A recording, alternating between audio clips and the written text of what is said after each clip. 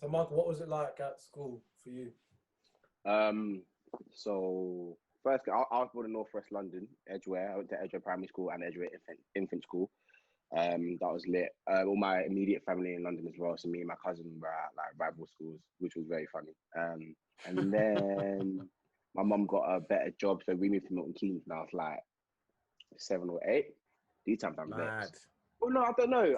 This doesn't vex. That's what he's vexing. No.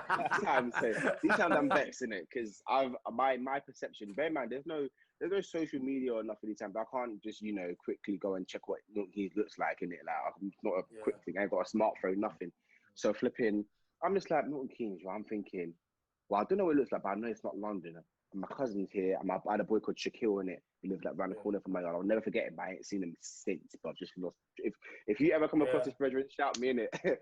but yeah, so now we've moved to MK and whatnot, and I was slightly happy because we moved from a flat to a house to a bungalow, so we upgraded property in it, which is cool because I've got a better job and whatnot. And but I said on the estate we moved to, the school, like secondary primary, like it was like an in between whatever. I was only there for like year 4 or so. I was there for like a year.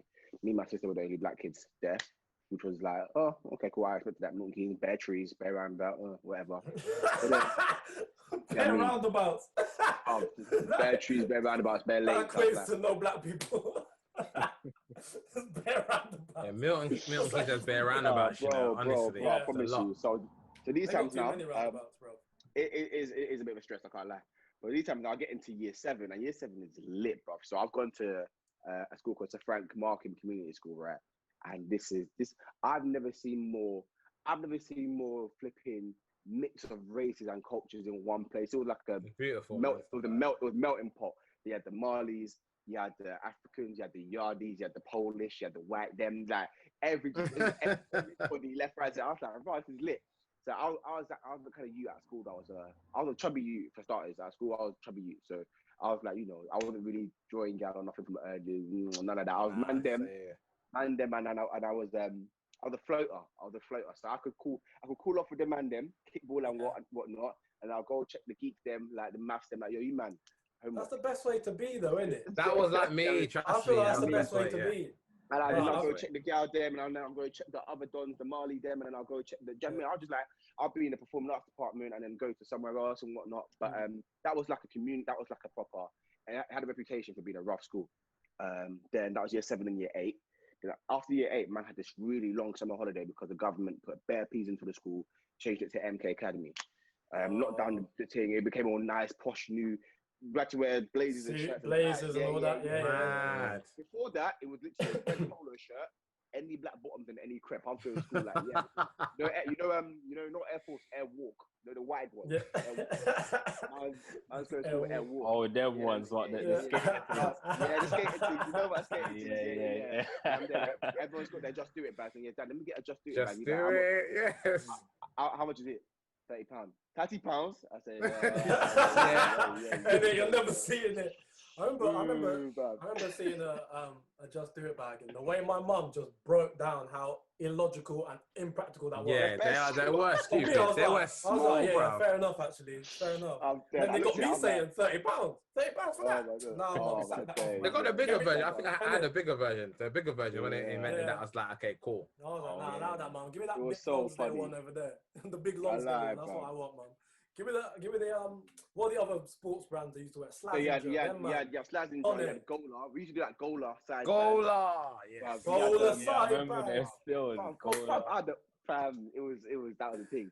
But flipping, I used to get in trouble in school for talking. Like, I wasn't a bad youth in it. I wasn't like naughty. But one, I wanted to be popular and cool. So more times I do look cool, And to me, I get emotional in it. So if I feel like I've been treated unfairly, I can't just, shrug it off in it. So these times here, if a teacher's getting at me and I'm like, bro, I ain't done nothing. I'm just trying to understand what's going on. These times, next lesson, I'm more likely just going to be a bit of a waste man in it because I'm just vexing it. I'm just annoyed. But I talked a lot. I tried to make people laugh. I tried to be that class clown and whatnot. Sometimes I was funny. Sometimes I got kicked out and whatnot. But I was never a bad youth. Never a bad youth. It was just bare fun. But school was fun. We used to me and all the we used to call it the African lot in it, all the West Africans and the East African Tanzanians and that. in like breaks, we like cut from lesson, yeah. And the way MK Academy is set up, there's like bare hallways in it. And one man would have their speaker, and they just, but we literally play Afrobeat tunes and just have dance offs in the corridor in it. Until one side, she's like, boys, and this man just start cutting. Next level, I mean, school was fun. I had a great time, but unfortunately, I didn't have no older brother in it. So these times, I'm taking all the L's. So anything I was gonna ask actually about siblings and stuff, because remember when you go to school, like you were saying, like for me, I didn't have any older siblings, but I had a lot of older cousins, and we all went to the same school. Like my cousins went from the same primary school, shifted up, like obviously by age group, same secondary school. So for me and for my cousins and stuff, it was always a competition. Who's doing this? Who's getting the best? But never like a oh, I've got to be smarter than him. Just more like oh, he got that. I got to make sure I at least match that. Like just like at least at very least I have to match it. So yeah, I remember just having all that stuff with my cousins and stuff. I remember the best thing about having cousins is that you just felt support regardless. I think when you're at school, or an older brother, older sister, and I think it does make a whole kind of like process a bit easier. Like not even like just the kids in your year not fucking with you because you got older cousins, but people in the year above, like you're not. There's no way I'm getting bullied. That's the worst, bro. You're not bullying me because my cousin will bang your face off. My cousin will beat you up, and you know. You might know when you're younger and that you don't get to decide your trim. Your dad decides your trim. You don't decide your trim. I remember one time I got like it was a 0 all over. Everything was gone. It was all scalping that year. Just nothing in it. So I've gone to school now. Yeah, I've got school now. Yeah, and I'll never get this. I'll never get this guy's name. The guy's name is Carlton in it. I mean, so this is before it's MK Academy. So I'm in year 7. I'm a young buck in it. And this guy's just come up to me, see me in the corridor, and let's say this is my head. Yeah, man's just gone like this. He just rips it and just went on the hook. Just licked off my hook in there, and I've been hurt. And I remember just getting so vexed. Yeah, my boy was like, just don't react in it. Just like laugh the cut. He was like, he's old in it, like he can't do nothing in it. He's like, it's just these man playing with you in it. Like more time, just firm it, and they'll just allow you next time in it. I was like, nah, bro. What you mean, bro? What my head, bro? What you? I was like, nah. So these times, that's that thing though. When you're younger as well, with like older kids.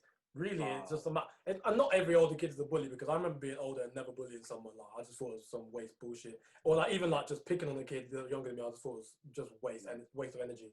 But them kids that are inclined to kind of like pick on you or like kind of make fun of you or have a laugh with you or like try and aggravate you, the worst thing to do is to react to them. If you react to them, they're coming tomorrow with the same cup in the back of your head. If you ignore them, got him. Literally, brother. And the thing is, I don't even know if bullying is the word. It was more of like, I'm going to use the word initiation. It's literally like, okay, let's just see what this shoot is about. If he's cool, if we can send him shots to go get me. It's them stating their authority, man. That's what literally. I'll let Michael say it. Yeah, so obviously I've got an older sister, but she lived in London. Like I said, my cousin lived in London, and we went to church in London. So every weekend we were in London. So I was like MK Monday to Friday, Saturday, Sunday, weekend London. So I was getting both cultures, both like the London culture and the MK culture. There was a lot of intertwining. So I was coming to. I remember my boy Dion told me that we were having a conversation, and I said the word. I think I said the word like leng. So I said a slang word that he never heard before. And he only told me this last week. He was like, yo, when we had that conversation at school, I just pretended to me what he said, but I have no clue what he said, bro. So I was like, oh, raw.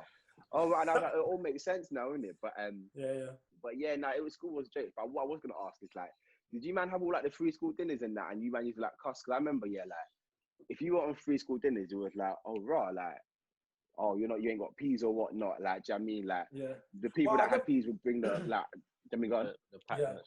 Yeah, with the packed lunch and that. Yeah, I think when you're younger as well, I think in general, kids are dickheads. Like they are. Like until they hit like 17. 13. Oh, fuck. Like, 13, bro. Until they hit about 17 and start like realizing that like, oh, certain things I've done in the past probably aren't very nice things I've done. Probably said a couple of not so nice things to people. That's when the change kind of starts, when you become like an adult and you're kind of hearing people's experiences a bit more. And you're not living in your own world of like, I'm a kid and I just can just say what I want because I'm a prick. But like kids are just horrible. Kids will tell you, like the younger they are, the more honest they are. They don't care about how you feel. They'll just tell you with like because they don't have that filter. Yeah. Older kids will give you implicit like kind of like Bro, because there's no repercussions. And they'll chat you behind your back, and then they'll come. Well, exactly. And then like when you see like older, like from like probably 10 to 16, there's that it just gets cliquey. That's what happens then. You get cliquey and you have your little friends and like you bitch about your friends and your enemies, and you don't say nothing to each other's face. And if you say something to their face, it's always out of anger. It's never like a respectful, like it's always like a horrible, and then everyone starts laughing. Kids are the worst, bro. I don't care. Like as much as like I want to be a dad when I'm at that point, like I can't wait to be a dad, but like kids are just horrible sometimes. Like, some kids, let's not generalize. What do you mean?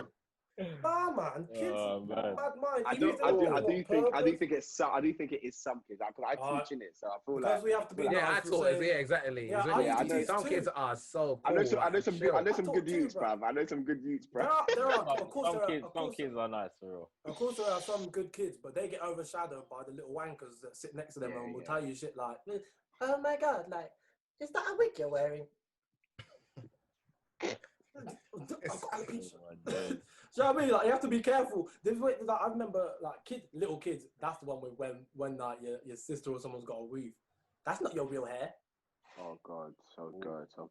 Kids are getting, and I don't know if it's like the generational change. Is like the young adults, the young parents, like, do you know what I mean? Like, their kids are now having kids and stuff like. And they're not getting treated the same. Maybe they're not getting raised the same way that we were getting raised when we were all kids, even their parents themselves.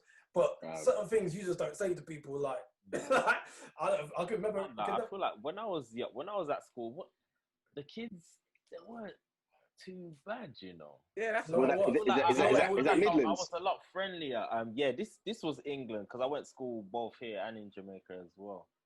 Cool. And even going back to what you were saying about the packed lunch versus like the free school dinners, like some of that food in the free school dinners was kind of paying still. I enjoyed that. I can't lie. Do you know what I mean? I think I went through phases. Sometimes I'd bring packed lunch, and sometimes it was like the free school dinners. It depends, innit? Yeah, because I used to like the free school dinners though as well, because they used to come with like certain desserts, certain sponge cakes with the custard and that. The sponge cake, chocolate sponge cake, chocolate custard. That's where being a floater between good friendship groups is lit. Because I told you I'm a chubby youth, bruv. I'll have maybe like 1 week I've got peas in it, so I've got a quick pack lunch here, and I've seen Then when I'm doing sponge cake and that this week, so I've gone over to my other group here, like, oh yeah, you man, I beg you, innit? Like, what, are you getting your cake today? Are you getting your dessert today? No, you're not. Boss man, innit? Yeah, done the magic. Oh, you always need. You getting your dessert today? You always need the kid that had money or got bare pocket money, because they'll be the kids that go to the shop, pound shop, get bare snacks and sell it 50p, 20p, 10p. Oh, what the fee? And I was a trouble kid as well. Every morning without fail when I was in East London, get up to go for Upton Park or go Greg's, bro. £1 sausage roll, bro. I have a sausage roll in the morning, bro. Then lunchtime, I'll firm it. Lunchtime, I'm like, okay, cool. And obviously the year 10s and year 11s were allowed to go out. So they'll go to the kebab shop. I'll get kebab and chips, bro. I'll get kebab and chips for like, I think it was £1 or £1.50. I'll give the olders. They'll come and bring me with like a burger sauce. I'll munch that. Obviously, we won't allow that. So if we got caught with it, they'll take the food off. So I'll eat under the stairs. Someone watch up to anyone's round, quickly munch it, bro. My diet was horrible. My thing was sweet, isn't it? Every morning. So you went to Greg's, I went to go get. I got a Lion bar because these times everything's cheap. I got a Lion bar. I got strawberry laces, and I got cherry aid in it. That equaled up to £1. Oh, cherry aid. Cherry aid, strawberry laces, and Lion bar. So by the time I got to registration 9 a.m, I'm buzzing. What sugar? Yo, what on everybody? Good job. Moving like a crackhead, bruv, in the school, bruv. Listen, that's the one. Do you remember that? We were talking about the kid who used to sell on stuff. Did anyone have a friend at school who used to buy his lunch or get packed lunch and then sell that shit off and come back home with profit? My brethren, Fabian. Kids are like my brethren, Fabian, or different. I'm shouting you out full name, everything. Used to turn up to school with food. I don't know if it was packed lunch. I think it was packed lunch. And if your mum's watching this, you're going to have to get beat as well with your older adult self. I hope you get beat for it. He used to turn up with like, there used to be like chocolate. He's like a mint chocolate. Like, it's just like, it's like them. Yes, I know. You know like the gold bars, but it's mint. Yes, I know. Yeah. He used to because I wanted to add like 3 of them or some a pepperami, a can of Dr. Pepper. People would turn up. I swear to God, I'll be sitting with him in lunch or break or something. Something like you know, little kids, they just want to, they're excited to want to touch it. They're literally moving like they need a fix, bro. Like, yo, Fabian, fam. Fabian, have you got that? And his name is Fabian as well, bro. He sounds like a shot anyway. Yo, Fabian, have you got that pepperami, bro? Did I get a pepperami still? From I got one yesterday. I liked it still. Yeah, man. Yeah, Fabian. Yeah, this is how you can gin on a whole school, and they I'm telling you, man, made profit. Pepperami. Yeah, man, £1. What? Wait. Pepperami mini or full size? Bro. It doesn't matter. That's the extortion. Pepperami, like the ones you put in your lunchbox. They were so fat. I didn't like them. My man is selling them for £1. Nah, I didn't like them, man. And these kids were so desperate to eat anything that wasn't like school lunch or what their mum gave them. Man's giving a whole pound. It's the size of your little thing. That is an L. That's an L. That's a fat L. That's a W for a man like Fabian. I'm gonna hot up my guy. So Jordan Powers, full name. Yeah, if you're watching this, you're probably not, but if you're watching this, I'm hotting you up. Jordan Powers. So his thing was never packed lunch in it. I don't know where he got his peas from. He probably got peas to get packed lunch at shop or whatnot. Yeah. But for him, chocolate. So Galaxy cookie. These times say Galaxy cookie crumbles just come out. I mean the new thing. I've got the new thing. Yeah, I've got the new thing. Yeah, the Galaxy cookie crumble. He's got the normal Galaxy. He's got like the laces, then the fizzy laces as well. Bare things, bruv. Come, there's a backpack full up, bruv. And we should have break and then lunch. There's 2 times opportunities just to cool off in it. Both times, I swear down, JP going backyard with at least a tenner. At least minimums. What? He's left yard with 5 sheet, gone back with a 10 sheet. What profit? I was like, raw. And I thought about it. I was like, hey, should man jump on that? But I was like, these times here, if I start bringing home peas, my mom's thinking, where you get £10 from? And I was in enough trouble because I was a skinny kid and I just didn't eat my back lunch. I wouldn't eat it, like all of it. I was getting enough trouble not eating my lunch. Imagine I'll come back. Trying to sell it. Imagine I'll come back with money instead. My mom, I think my mom would have gone off. That would have been the limit. I'd rather have eaten it and got the consequence for not eating it than if I went, I just gave it to some other people. That's faith. That's how your mom will see it, as just faithiness. Really, that's entrepreneurial. That's like, this man can flip money. This boy is gonna be. This is the key. This is the key of our family. Going, whoop. This is Black Wall Street. How much do you man get for like dinner money and travel? I got £20 to £25, £10, £20. A week. Yeah, so £10 was for the travel card, yeah. And then 10 was 10 for school dinner. So £2 a day. £2 a day. That'll get me a full meal basically. Yeah. But if I wanted to be greedy because I was a chubby kid, I'll firm not eating, brother. I'll firm not eating. And then after school, now I'll go and get chicken and chips or whatever. I'll get off at East Ham, get £1 pizza. Bro, £1 pizza. There was a one in East Ham. Oh yeah, I remember that. I remember that pound pizza place still in East Ham. Is it still there? Yeah. I'm not sure, you know. Not sure, because that place was their pizzas are banging. I'm sending it to you, Fred. Yeah. So I live walking distance. So especially secondary school, year 7 onwards, I live walking distance in it. So I'd always bop to school. And I had £2 a day as well. And depending on how I was feeling, but because I had to actually change my route, because that same bop to school, I always go past that same coffee hall shop with the lion bar, laces, cherries in it. So depending on my mood that day, I was like, cool, do I get munch before I start school and yam it on route? I don't know what kind of fat you are. Why am I yamming? Anyway, bruv, I'm like, do I get munch on route to school, or do I cool off, get munch at school, or do I cool off even more, go excellent and get 6 wings and chips? Do you mean it's there, them choices there, innit? So flipping these times here, I've just normally more often than not, I've gotten munch in the morning, junk food in the morning, and because I said like I'm a social bubble and whatnot, lunchtime I'm not eating anyway because I'll chat to my man, yo, sandwich, you grabbing that? Nah, run that, big man. Oh yeah, darling, what's going on? You getting that? Yeah, man ain't got peas today still. Yeah, man, run that. You know what I mean? Might say run that, you know, like it's like he's nicely teething off them, bro. Like, how you doing, man? Yeah, run that. Yeah, give me that. Yeah, literally, run that. I like that. Run that. I spend my lunch money in the morning, know that I would eat in the afternoon, and then more time I'll just go yard or whatnot after school. But it's jokes. Yeah, I think in terms of like money at school, I think I used to get packed lunches when I was until probably I was about probably year 8, when my mum kind of got to the point where like, I ain't gonna keep making you food if you're gonna keep bringing it back to me, which is absolutely fair enough. So I think it got to Maybe it might have been around 16 actually. So what's that? Year 16 year at least year 16 is 10. when you're going to Year college, 10. isn't it? Yeah, You say 16? What else? Yeah, before college. So I think it was around. So like year 11. It was either year 10 or year 11 around them times. Yeah, you're right. You're right. And, Yeah, year 11. That's year 11. That's year 11. Yeah, 16, no, year 11. bruv. No. I'm trying to figure out what the ages are.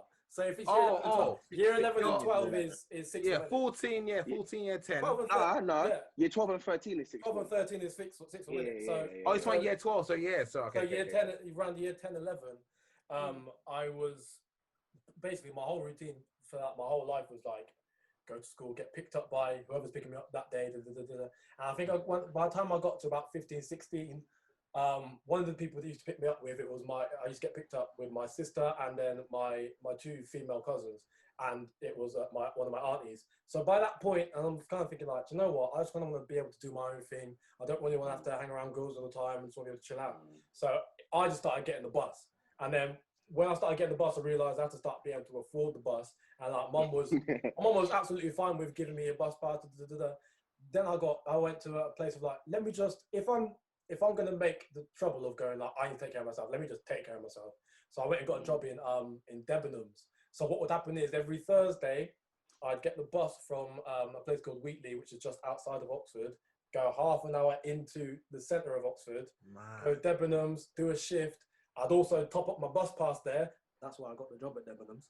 So I could top up my bus pass and not have to go anywhere else. So I'll do that, top up my bus pass, work, go back home, do the same thing every week. Cycle, yeah, man. But yeah, what kind of what music was you lot listening to growing up? I didn't want to talk about. I kind of touched it earlier on, P. Let's go P. I grew up listening to, I think first I'll say Michael Jackson. Yeah. Like he was probably like the first artist that I was listening to. I remember like me and my sister, we used to like make up routines that he had like in Smooth Criminal and those kind of songs. Yeah. So I'd say him. Yo, my music taste was weird, you know. I used to listen to like NSYNC and that. Yeah, what are you talking about? That's not weird, G. NSYNC was lit, bro. NSYNC. Oh, they got bangers. But even like now, I listen back to some songs and I'm like, yeah, but everything's changed. Obviously, it was a different time, innit? Yeah, different era. They had bangers still. I used to listen to NSYNC. And obviously, because growing up in Jamaica, I listened to a lot of like Beanie Man, Bounty Killer, Sean Paul, those artists from back in. You're a wine on girl from 7 years old, yeah? Huh? Nah. I was. Nah, man. You can't do that. You can't do that and get called English, you know. They won't let you. No. English, that's not. You're not meant to be doing that English. English, I love that. I'm done. Oh man. In terms of what music growing up, innit? Yeah. You're I feel like everyone went through a Michael Jackson phase. I'm pretty sure. Oh, cool. If you're like kind of, if you're black, white, Asian, Chinese, Indian, human. If you were born between like now and yesterday, you will have. I think most people's like first like proper memory of like listening to music tends to be Michael Jackson, especially if they come from our community. I think it's always like MJ or like, like you say, dancing to routines. Like I used to try and sing Michael Jackson hard, bro. I used to try and sing it. Even when I was young, I couldn't hit them notes, bro. Yeah, even when I was little. Crazy notes. His voice was mad. It's just crazy. Yeah, sorry. I love. Who was the one? Was it Michael? It was Michael. Growing up. Cool. So for me, mainly I used to be in the car a lot. We used to drive, especially when we moved to Milton Keynes, get out to London a lot. So in the car, it was always gospel music, church music, African gospel music a lot. That was like and I played keyboard and drums at church. So musically, gospel and African kind of music is just bare from early, bruv. That's how I learned to play by ear, just because everything that's just music from church and African music and drums and whatnot. And then in the house, my parents would bang out Fela quite a lot, Ebenezer Obey, Yinka, Fela, all these all these in the car. Look at me and P. Look at me and P, like. Yes, that was the one. Yes. But in terms of me personally, I remember when the first years I moved to Milton Keynes, Channel U was on, and Channel U was gassing me up. I was getting into the jazzy show and whatnot and everything. Yeah. And I remember Michael Jackson coming on as well. And I remember this is a real story, bruv. I remember watching the music video from Usher Burn from start to finish. Yeah, I was in my living room in it, and there's a bit where he's like coming out the pool in the jeans and there's fire and that, you know, deep down, you know. I was watching it, I was thinking, and I was like, wow, I want to sing, bruv. I was like, this is lit, bruv. I was like, Usher's cold. Man's in LA with the palm trees and that. He's in the whip. He's all there being emotional. Now I'm emotional as well. I'm like, yeah, bro. And my man had his earpiece as well. I was like, yeah, I'm just making my earpiece, bro. I remember just wanting to be like Usher for time. Yeah. Usher was a big influence growing up. I hear that. Yeah. I like to. Yeah, for me it was so much. Obviously having bare siblings. Do you know what I mean? I grew up listening to like Jagged Edge. You got listening to like. And you're older than us, man, as well. Actually, you're like. You know what I mean? Yeah. Yeah. So I grew up listening to like Mace, you know, P Diddy, all them. Do you know what I mean? Obviously, like gospel music. Obviously, grew up in church. Afro beats. So I've got like a wide range of music. Obviously, what do you call it? Let's not forget Spice Girls. You know what I mean? You may be laughing now on Spice Girls. Spice Girls have tunes. Spice Girls got tunes, Trust me. Trust me. So yeah, I grew up listening to all that, man. But yeah, it's because you're older and you got older siblings as well. Your music knowledge is crazy. Like, I don't know about you guys. Did you guys have a phase? So there was a phase in secondary school, roughly around about 2009. 2007, 2008, 2009, those 3 years, where bashment music was just... So Afrobeats hadn't even popped in the UK like that. Yeah, bashment was bashment. Only the Africans actually listened to that because that's what we had from home and whatnot. I remember being at school, and every single, whether it was a house party or a day party or a motive or every single thing, it was bashment. That was the UK music with bashment and like garage. That was what, at school, that was what getting run. Bashment, garage, and grind. I was at grind. college them times as well. Yeah, so like them times it was when I kind of first started going clubbing. I'd say like 2000. Was it? Yeah, I think because I remember the first time I went clubbing, I think I was 19. So when I man's on the 17, bro. So honestly, this is yeah, because I turned 18 and I didn't even go clubbing until I was 19. So I didn't really know what was playing in clubs like that. Do you know what I mean? I remember the first club I went to was a Liquid and Envy, and it was me and Fred. It was me and Fred, yeah. I remember Fred I used your ID. Used my ID. I was young, boy. Fred used my ID, I had my provisional, and I used my passport. Fred used my provisional. I used your provisional, No, Fred, you go first, bro. So he went, they looked at that, then I came with a passport, exactly the same name, then they let me in. Wow. You know what I mean? And then I remember being in there and like, because I've done that with my cousin, bro. Like, like they played more like the dance type music, you know, like the EDM, like dums. I wasn't really into like that. But then Envy, like there was bare bashment in there.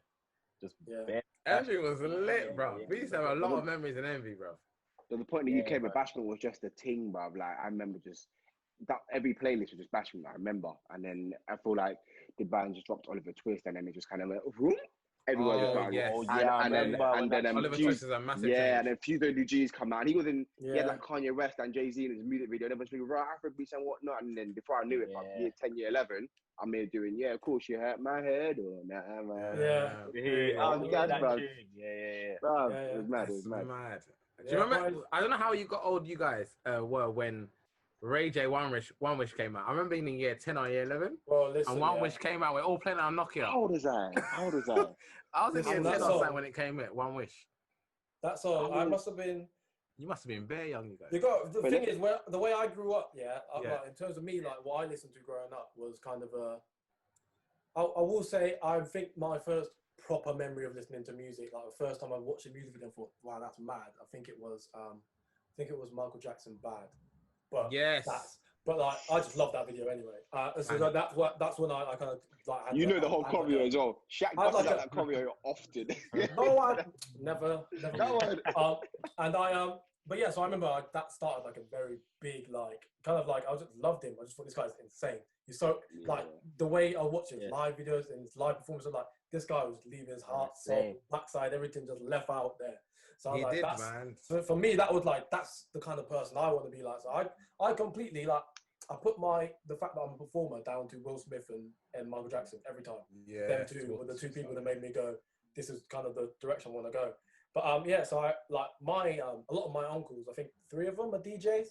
So I've always grown up like the family functions, the same kind of songs playing. You got R. Kelly playing. Well, I know that it's somebody's birthday. Listen, yeah. First off, R. Kelly was really big. We're talking about music. We're talking about music. We're not talking about R. Kelly as a person. Talking about his artist.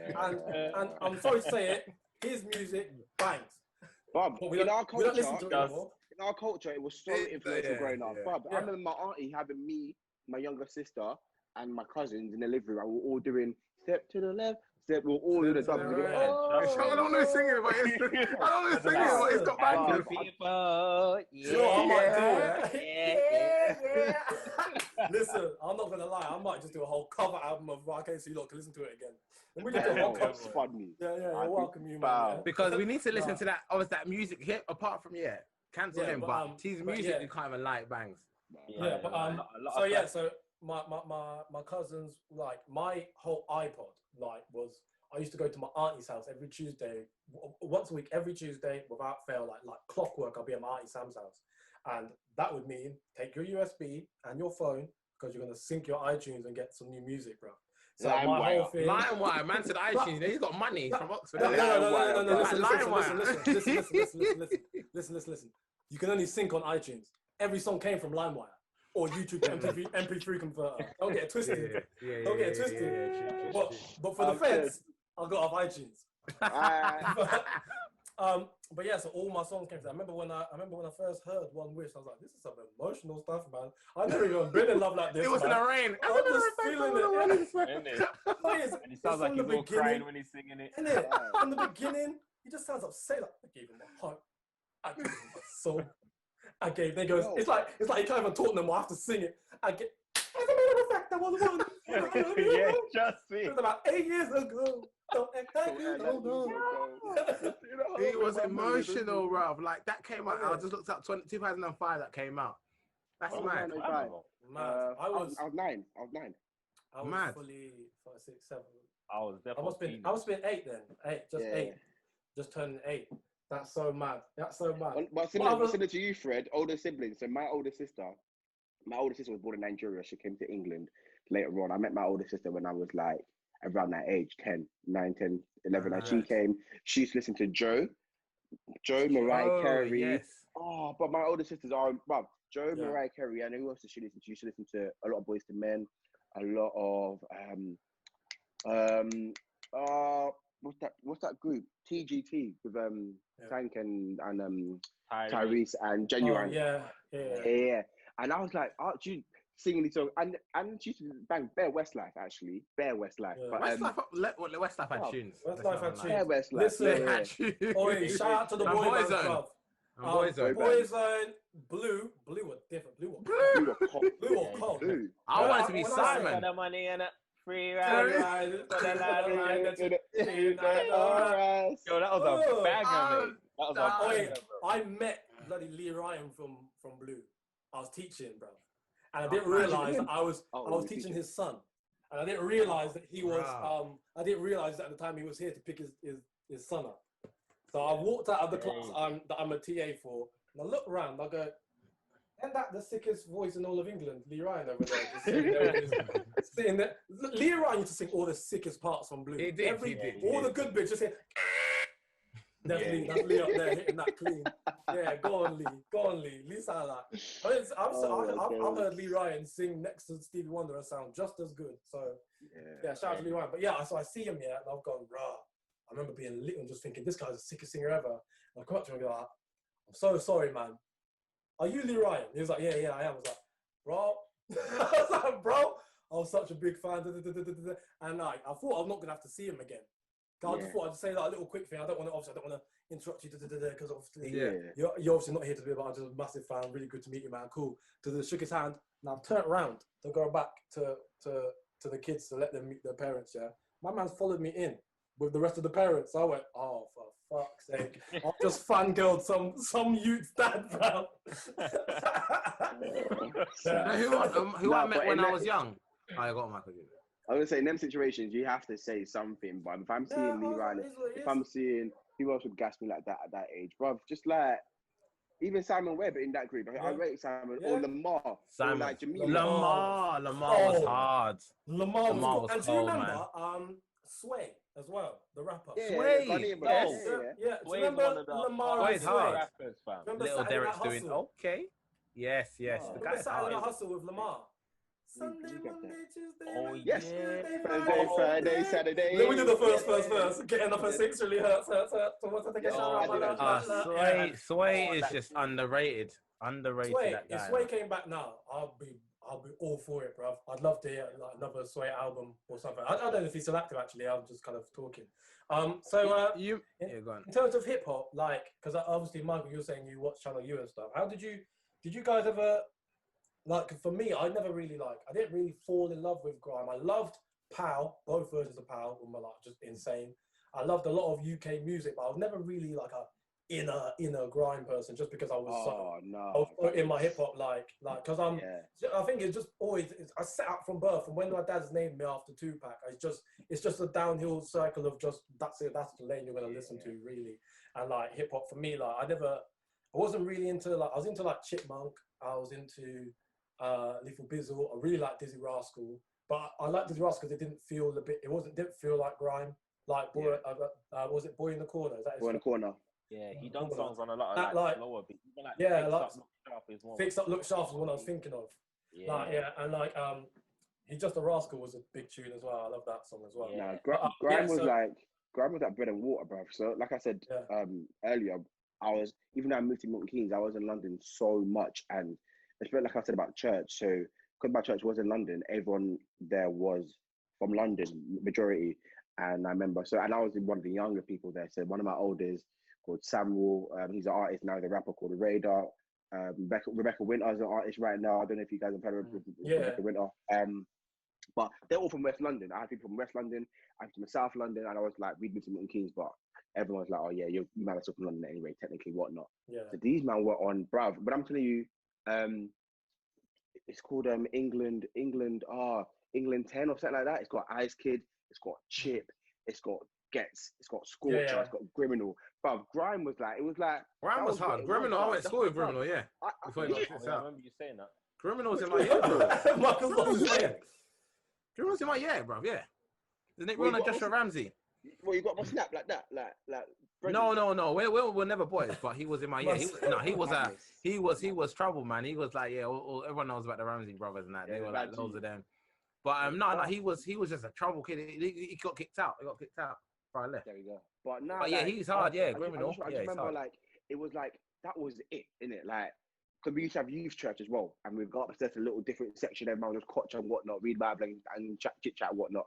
And it was just grime, and like that was what we do in our spare time. We'd spit freestyle in it, like everyone. When somebody went back on a gram instrumental, I just try to spit a bar, and if you were dead, you'd just get cussed, and that was it. And then I remember taking it very personally because I was dry, but I was like 10 or 9. Do you know what I mean? Like, do you know what I mean? And I go to the shop, get millions, and feel better about myself. Grime. I listen to grime quite a lot because a lot of people. I think when you remember the whole clashing days and stuff. I had it on DVD. My friend, MCing, they all clashing. So I remember like all that DEE, all them people and stuff like listening to it. Just having that influence, obviously, and with garage kind of. I missed of Sir Solly Crew and all that. Yeah, the only things I was. Did you have Channel U? Did you watch Channel U, Shaq? I've watched it. I was never like, if I went to like some of my godbrother's houses, like they used to listen to grime a lot. Like my cousin is my godbrother Daniel. He used to listen to grime a lot, so I had that kind of knowledge of it. It was very vague knowledge. I listened to garage a lot. I loved garage. I loved but for me, like I was growing up watching, like I remember living through the 50 Cent Game beef.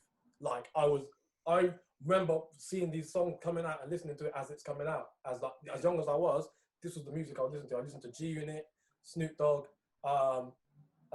Nate Dogg. I was listening to Eminem. I was listening to a lot of hip hop. I was listening to a lot of. I used to listen to Elephant Man all the time. I used to listen to Beanie Man. I've got like Beanie Man playlists like in my phone. Like I think that's one of my favorite artists from JA. I have like, for me it was just kind of mix everything. I went a massive jazz phase during when I was 14. Listened to Frank Sinatra, Dean Martin, like Michael Bublé, all them man there. College. And Nat King Cole. Yeah, Nat King Cole. That's my guy in college. Pierre knows that. Man like Nat King I love Cole, to be that crooning in college, boy. Yeah. I think everyone must go through that phase. If you're like a singer performer, you find yourself singing a jazz song at some point in your life, and like you just think, oh, that's me, because everyone looks good in a suit.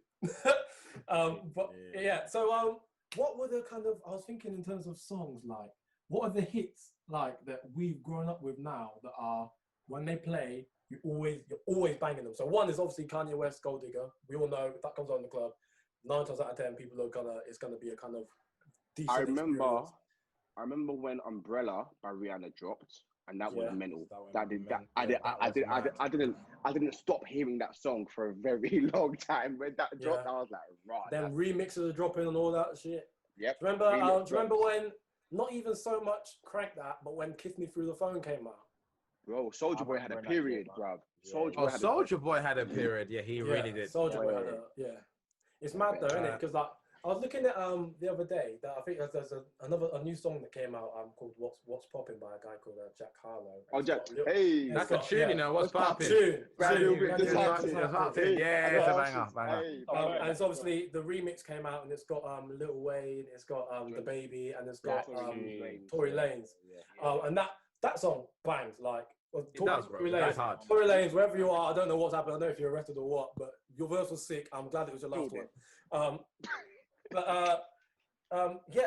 remember when there was a definite period where they were just remixes dropping all the time, and 9 times out of 10 it came from DJ Khaled. But remember when they used to just do all-star remixes? They don't do shit like that no more, man. Touch It by Busta Rhymes. Remember Touch It? Yeah, Touch It. Oh my god. I remember remixes, bro. I remember going on LimeWire and getting the full thing. So every person that ever did a Touch It remix does the whole tune, bro. Lloyd Banks, Papoose. Mary J. Blige. Oh my god. Oh my days. I'm gonna take it back to grime. One of the remixes that I love from grime was Down now Game Over. You had Tinchy Stryder, you had Gigs, you had Tinchy Stryder Devlin. was that guy. Devlin's hard. Shit's verse on that is disgusting. Even Tiny Temple was on that as well. Yeah. Mad. Seven artists that was where just showed it. I think that was the first time that Chip this tiny, wasn't it? The first time he did. Yeah. I was best newcomer time ago. Yeah. I remember that still. He went in. Yeah, do you remember that whole moment as well? I was watching the other day on Link Up TV that it's called Grind. I think it's called Grind Beef or something like that. It's about that whole scene. That was the one point when I just started transitioning into like listening to more UK stuff as well. Like I think as much as I hate to say it, I think my first access into like actually listening to UK music more regularly was N-Dubs. Like I used to really like it. They were good. Because they had that show on Channel 4 being N-Dubs as well, so I kind of found myself. I accessed it. That was sick as well. Yeah, being N-Dubs was funny as hell. Do you remember Phaser doing the burn dance in the palm trees? They went to the road, didn't it? When they went to LA to sign, the Def Jam, and Phaser's driving through LA, and he sees his palm trees, and he goes, "Wait a minute!" He goes on the phone, and he sees the video, goes, "No, get me out the car!" Jumps out the car, playing the song, dancing and spinning. He's like, "I can't believe I'm here." They had it on a plate, you know. Yeah. They had it on a plate, and I just don't know what happened, bro. Triple platinum, bro. They went triple. They had bangers after bangers after bangers. But like you said, I don't know what happened. I think it was a bit of a money situation. Their best song is the one with Their best song is one with Skepta. So Alive. What? So Alive? Nope. Their best song for me is "I'll Defeat You" with Chip. What? You believe you can mention me like I have open doors? What? Oh, bagger still. How can you mention the best? I like my favorite one probably was their very first tune that I heard where Dappy singing. You better not waste my time. Yes. I need to leave girls like you behind. Yeah, that's bad. So yeah. And then with Talisa like, yeah, sure, like. She's like, oh, honestly, I'm dead. Man. You remember? I remember I was in America for when Clips. You remember when Clips? Like, you know Pusha T and and they came to Grinding. That was a tune, you know. I was listening to the beat yesterday. Grinding. Hey, let me ask you man something. What's the first album or CD or cassette that you bought with your own piece? The first one I got, and actually this is actually my first experience with music. The first cassette that was bought specifically for me, and I asked for it as a child, like 3 years old, was "Who Let the Dogs Out." That song bangs. I don't care what anyone says. That song, "Who Let the Dogs Out," is a vibe. I still listen to that now. But my first album that I "Who Let the Dog Out," when the party was meant to burn him, jump in, yippee-yi-yo, hey. Yippee-yi-yo. That's a banger. That's a banger. That's a banger. But the first album I think I got for myself. Yeah, that you bought your own piece. No, it's probably Blue. You know, if I actually think about it, if I'm being honest, it's probably Blue. I wish I could tell you like, oh yeah, it was Luther Vandross. It was Nah, I think it was Blue. I think it was Blue Guilty, and I know exactly where that is in my house right now. If you like said, oh, go get me Blue Guilty, I could drive to my yard, pick the actual album up, and show you where it is. Yeah. But my mum used to buy. My mum was the one who used to buy albums. She used to buy. She bought. We had Confessions. We had 8701. We had we had Luther Vandross's Best Hits, like 2 different CDs of that. We had Under Construction by Missy Elliott. So Work It, Get Your Freak On, all them songs in one place. Oh, Get Your Freak On. Man. Bear, we're just Bear Kanye. Like we got Late Registration by Kanye West. That was the one my mum got. Just Bear albums. Sean Paul, Dirty Rock. Dirty Rock. I had that album. Yeah, I remember that. Yeah. But yeah, it was just literally kind of like my musical influence just come from everywhere, bro. Like if I see something, I go, yeah, I like that. I'll get engrossed in it for a second, and then it will just stay in like, it's like a locked in thing. Like that's a part of a playlist. This is my jazz playlist. This is my summer playlist. This is my G-Funk playlist, which is just all Snoop Dogg, Nate Dogg, Warren G, that hot, anything they've made, like just albums. Dessa, Tupac playlist. My first album. But that I actually bought was probably around 2002. It was B2K Pandemonium. Oh my days, B2K were just hard. See that album, bro? Oh my god, bangers after bangers after banger. You know one song on that album that I love that's very underrated? It's Baby Girl. Why do you look so sad, baby girl? Oh, that tune is too nice, bro. I told you I'm emotional, bro. Yeah. Even though I don't want to, even though I don't want to bring my man up again, but we kind of need to talk about, since we're talking about BBK, is that I Need a Girlfriend remix, the Pied Piper remix. Oh yeah. Oh. I need a girlfriend. Yeah, BTK. Oh, your cars and jeeps. That song was my tune. I used to listen to that religiously. In fact, I might have to wheel that song back up as soon as I finish off this. I'm trying to think what song I got. Do you know what tune I love that's underrated? Do you remember the Rugrats movie? And it's like, take me there, I wanna go. You know where Maya they were young, they're youngsters. Maya and Blackstreet Boys. Yeah, Blackstreet Boys.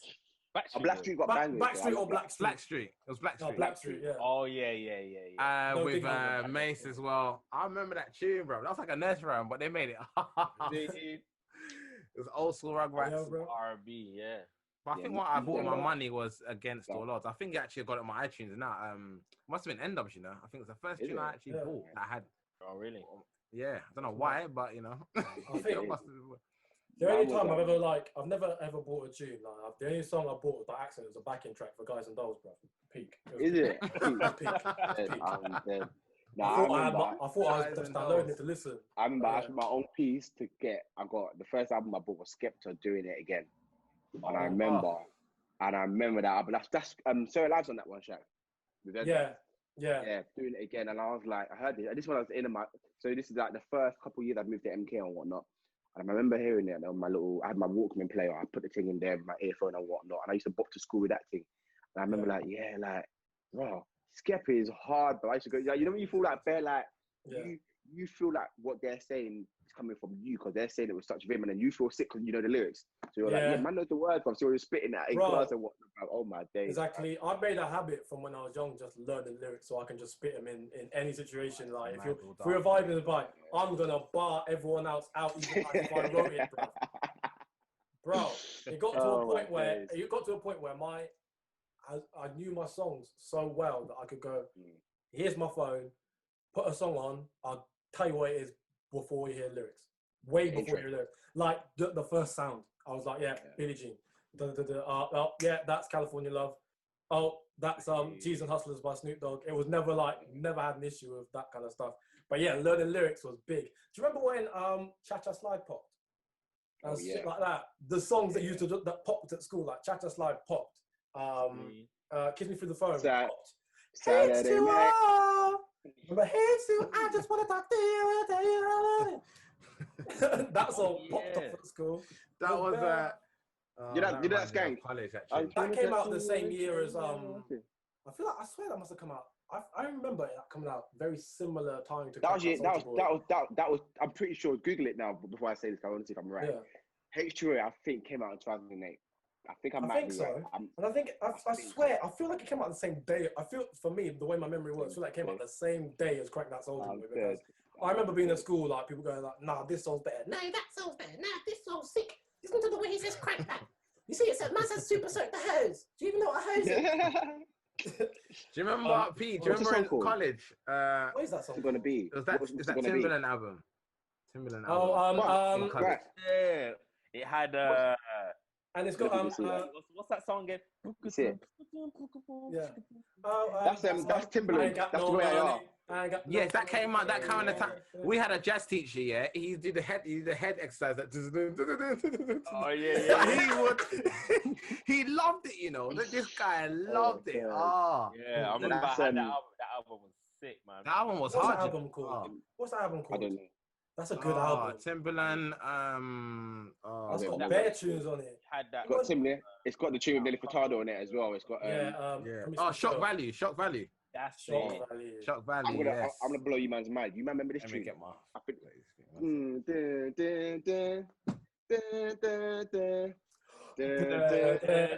got 4 minutes to save the world. Just like Madonna. Oh my gosh, yeah, 4 minutes. Yeah. Yes. And Timbaland at the beginning. You only got 4 minutes. 4 minutes. Do you remember Carry Out? Carry Out, Justin Timberlake and that in the step up. Carry Out. Oh, so it's a banger. I think we can all agree that from at least 2012 onwards, it's just gone downhill. Because all these songs you might have listed there, I'm thinking like, bro, 7 or 8 or 9, but that music doesn't sound like that no more. It doesn't, it doesn't sound like that anymore. The beats that Timbaland would produce, Pharrell Williams, god. Yeah. And you actually have to find a song that equates that kind of quality. You have to look deep now, like to find these new artists that aren't being like for me, like the people that I listen to now, and like kind of like, especially like I'm going more R&B wise, because I feel like rappers. In a lot of ways, hip hop has kind of changed for the better if you depending on who you're listening to. Because trap music is some wild shit that doesn't even make sense to me. But if you listen to like a D Smoke, it's kind of refreshing. Listen to a Kendrick Lamar, it's actually this. I feel like that's a step up from like a Tupac. As much as I love Tupac, and I think Tupac's actually very, very underrated in terms of his lyrical ability. But yeah, you're looking at like the people I listen to now in terms of R&B. You got like her. Ari Lennox, so that was great. She's really good. Like Anderson .Paak kind of floats within that kind of region, but like you don't really like to listen to find like that music. You have to look for it, especially in the UK. Like you're not hearing them kind of songs. You're hearing like I even tweeted it. I tweeted the other day. I said, "Yo, someone just at me a thread of just UK male R&B artists." Because I was thinking about it. I was thinking like, well, for starters, a lot of my R&B right now is female. Even within the UK, so I'm talking to LMA, you've got Mahalia, you've got Snow Allegra, like you said, Ivy Lennox, you've got Summer Walker. Like I'm all just, there's a lot of female R&B going on, and obviously my boy Chris Brown, he's been doing R&B, he has been doing whatever. But in the UK, I was thinking, apart from Angel, because I love Angel, but Angel, we failed Angel, man. We failed Angel. We failed Angel. But for me, it's like I don't know any UK male. So if anyone's watching this and wants to put me on, comment, bro. I want to hear some UK R&B. I replied to it. I could only think of one. I was like Sam Henshaw, and I don't even know how R&B is.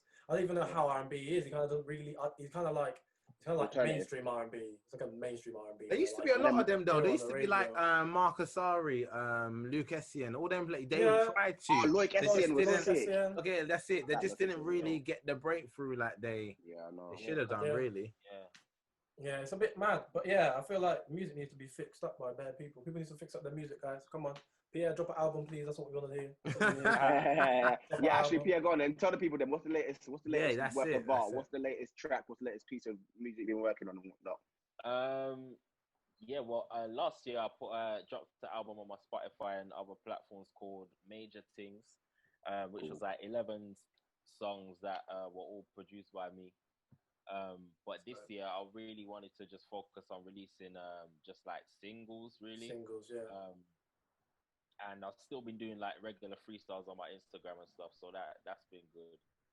But so far, I've released a reggae song called "Nothing Like You," but the beat wasn't. I didn't really have rights to the beat, so I wasn't able to put it on all platforms. But my next thing is I've done a song called "Black and Powerful," which is out now, and it's really it's just kind of my take on everything that I've been seeing going on recently to do with race. But I kind of chose to kind of step away from talking about directly speaking about like the police brutality kind of side of it, and kind of more trying to educate people in the song. So that video will be coming out within the next few days, but the song is already out. So yeah, that's what I've been working on more recently. Yeah. So by the time this actually drops, the song will be out. So we'll put a link. We'll put a link in the description. I think it will. Do you know exactly what day it will come out, or have you got a set for the video? For the video, yeah. For the video, I don't have a set date. I'm just trying to make sure that it's completely right before I drop it. But the song is already out now. The song's out on all platforms now. That's dope. Amazing. Yeah. So go check that, people. We'll put it in the description and whatnot, in it. For sure, check it. Fred, you wanted to do today's Black Business shout out. So I'll yes, So this is actually my brother's and his business partner's business. It's called a Platinum Car Company. It's a luxury car hire company, and they also do like private jets as well. So yeah, follow them on Instagram, Twitter. Support black businesses. You know how we do. Yeah, for sure. Again, amazing. That'll be in the description as well. Obviously, thank you guys so much for watching this one. This has actually been a really, really fun. I've really enjoyed looking back at shit recently. I don't know what happened to me. This is a good one still. Yeah, a better nostalgic vibe right now. But so obviously, thank you, Pierre, for coming on. Pierre. Thanks, Pierre, man. It's so sick having that extra experience as well. So thank you so much. And your fellow yard man as well. Don't forget that. Yeah, exactly. In fact, from now on, the guest can only be Jamaican from now on. Because sometimes I say stuff and I feel outnumbered because it's just not the same opinion. Like, what? What do you mean I can't wine and get that fight? What? I'm done. Yeah. Obviously, yeah. Make sure you lot are liking and subscribing. We're seeing all the people who are subscribing. We rate you and we love you so much. Shout out to the knitbags who watch this. All the knitbags, big yourselves up. Obviously, this is Django Jr. Shaq signing out. Big up yourselves. Give me Fred smile. I don't know what I'm doing there. Hey, just run with it. Do you know what? It's Fred Smiley. I said Fred Smiley. I'm dead. You lot, peace and love. It's your boy Michael. Mwah. Yeah. Big up yourselves, guys. Thank you so much for watching. Take care. Bye. Bye.